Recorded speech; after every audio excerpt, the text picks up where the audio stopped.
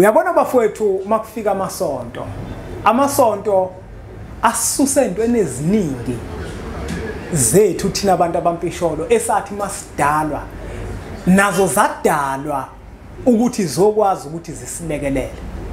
Kodwa makufika amasonto nondlebe zikhanya ilanga basibona ukuthi uma sibambelele kulezi zinto zethu esadalwa sabekwa kuzo ngeke basenze lutho kanti bona babefuna ukusenza utho.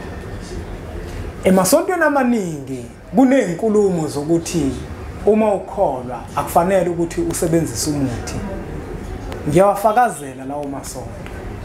Vele umuthi awufuneki ngoba umuthi ungcolile. Yabona mina ibandla engikhonza kulona kwaShembe ebuhleni kubhalwe ngisho esihlabelelweni ukuthi kuyisona kona lokho kuphatha umuthi ngesandla sakho uyikholwa uyofana ukufa fi. Vele umuthi ungcolile umuthi. Ayikho into engcole njenganomuthi. Umuthi ungcolile kakhulu. Umuntu ophathayo ngesandla sakhe ngeke ahlambuluke lo muntu. Ingako umbhalo usho ukuthi kuyisona kona lokho ukuphatha umuthi ngesandla sakho uyikholwa uyofana ukufa fi. Ngoba umuthi uyinto engcolile, uyinto engahlambulukile. Ningangijahi babukeli. Ingakho ke namuhla babukeli bempunga yesintu ngithake ngifike ngizochaza wona umuthi ukuthi uyini umuthi. Ngoba abantu abaningi bayadideka makukhulunywa ngomuthi ukuthi kukhulunywa ngani. Umuntu uthe kubona usuphethe ikhambi bese acabanga ukuthi uphethe umuthi. Athi sihlabelele impunga yesintu kubhaliwe waphuza iboza.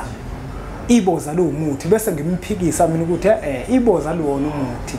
Iboza kodwa liyikhambi.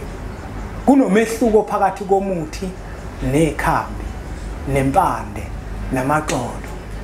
Asisakwazi ukukhuluma nogogo, khuluma kokuthethene nezinto.